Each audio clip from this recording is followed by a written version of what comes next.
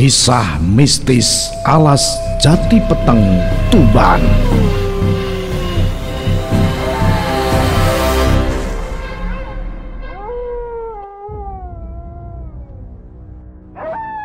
Alas Jati Peteng di Kabupaten Tuban dikenal sebagai kawasan angker.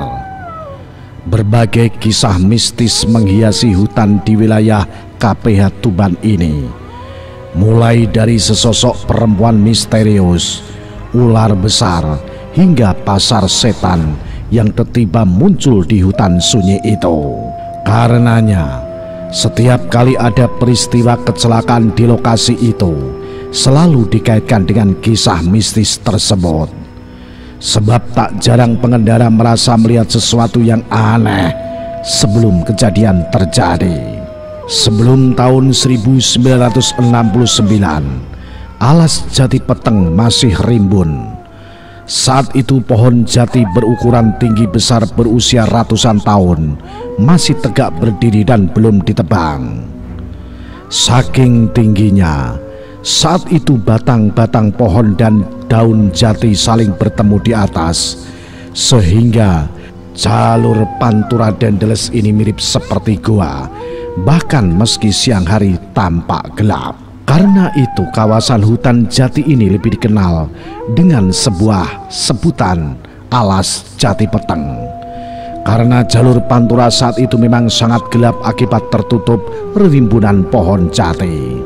Pada saat itu orang maupun kendaraan juga jarang yang melintas karena tidak berani.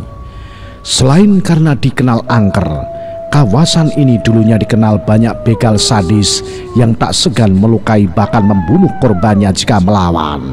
Ada kisah misteri yang diceritakan oleh tukang ojek yang mangkal di pangkalan perempatan Alas Jati Peteng.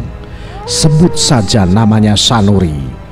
Warga desa Sumur Geneng, Kecamatan Jenuh, Kabupaten Tuban ini sering mendengar cerita-cerita mistis yang menyelimuti Alas Jati Peteng. Dia mengisahkan bahwa pangkalan ojek tempatnya mangkal saat ini memang dikenal angker. Karenanya saat malam hari tidak ada orang yang berani berhenti atau bahkan sekedar duduk-duduk di pangkalan ojek tersebut.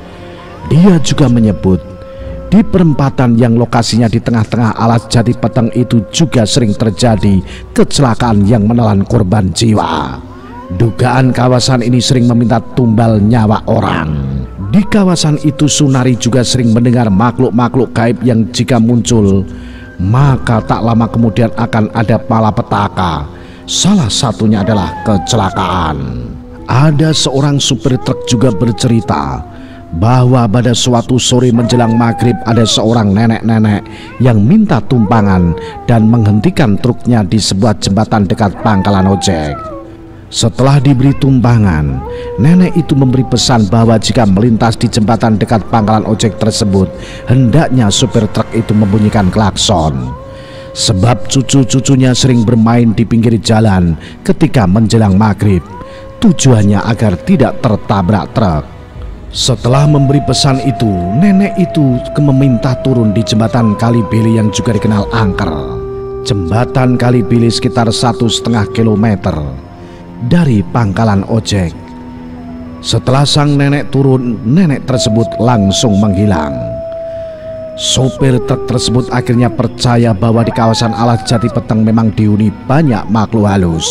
Pada saat melintas jembatan dekat pangkalan ojek itu, sang sopir akhirnya selalu membunyikan klakson. Ada juga yang pernah mengalami hal mistis di dekat pangkalan ojek itu bercabang. Suatu ketika saat tengah malam tiba-tiba ada truk yang masuk ke dalam sungai. Penuturan sang supir bahwa jalan yang dia lewati benar dan dia mengemudikan truk dalam keadaan sadar dan tak mengantuk. Namun entah mengapa ternyata truk tersebut ternyata tidak melewati jalan yang sesungguhnya, tetapi malah masuk sungai tak jauh dari jembatan pangkalan ojek. 4 tahun lalu ada penjual es tebu. Suatu malam dia dikejar-kejar orang banyak, lalu lari ke tengah Alas Jati Peteng dan ternyata di tengah-tengah Alas Jati Peteng itu ada pasar dan kondisinya ramai sekali. Dia pun ditolong oleh seseorang yang dia dikenal, lalu orang-orang tersebut berhenti mengejarnya. Ada juga warga yang sedang mencari rumput, namun secara tidak sengaja ternyata sabitnya malah mengenai leher seekor angsa hingga angsa tersebut mati. Malam harinya tetangganya itu bermimpi didatangi makhluk halus yang meminta ganti rugi dan mengatakan bahwa nyawa harus ditukar dengan nyawa. Di siang harinya tetangganya itu akhirnya mengganti angsa yang tak sengaja dia bunuh saat mencari rumput di tengah alas jati peteng agar selamat dan terhindar dari malapetaka yang mengancam. Pemilik warung yang lokasinya di pojokan perempatan alas jati peteng Sumaji juga mengatakan bahwasanya dia menyebut seringnya terjadi kecelakaan karena ada perempuan misterius yang menyeberang jalan. Saat itu pengendara menghindar, tetapi justru terjadi kecelakaan. Saat itu ada pemudik dari Jakarta naik motor. Karena lelah dia ingin istirahat di alas jati peteng. Pemuda itu melihat seperti ada warung, namun setelah ditekati ternyata pos perhutani. Setelah itu ia pun menyandarkan motornya di pos perhutani tersebut, dan tak jauh dari pos itu dia melihat sebuah warung. Dia mendatangi warung tersebut lalu memesan makanan kepada nenek tua pemilik warung. Karena tengah malam dan semua makanan habis, tinggal nasi putih saja. Akhirnya sang nenek menawarkan mie instan.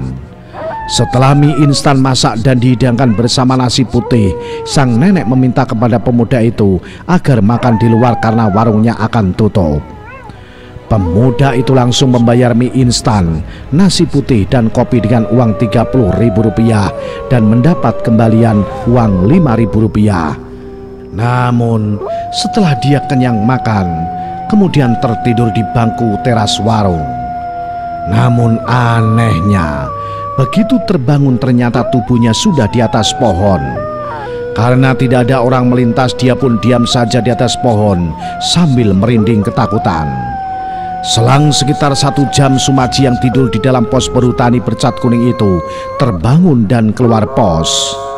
Saya mendengar teriakan meminta tolong, tapi saya cari tidak ada.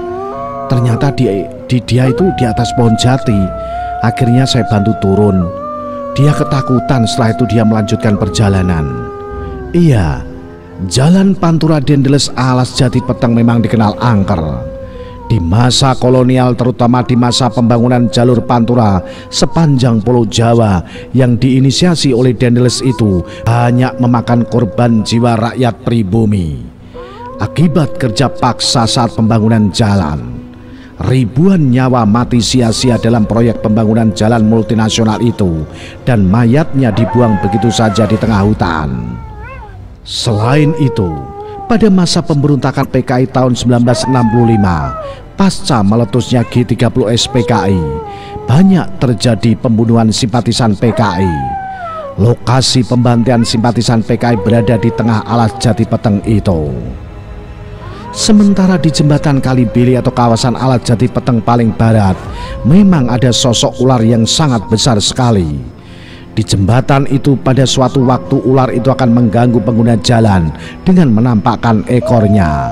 Saat pengguna jalur Pantura dari arah timur ke barat, ular tersebut akan menampakkan ekornya ke kiri dan jalan seolah-olah berbelok ke kiri. Karena itu para pengguna jalan diminta selalu berdoa kepada Tuhan agar selamat di perjalanan, terutama saat melintas di alas jati peteng. Itulah singkat cerita tentang kisah-kisah mistis di alas jati peteng Tuban. Salam Jimatres, salam satu misteri. Au.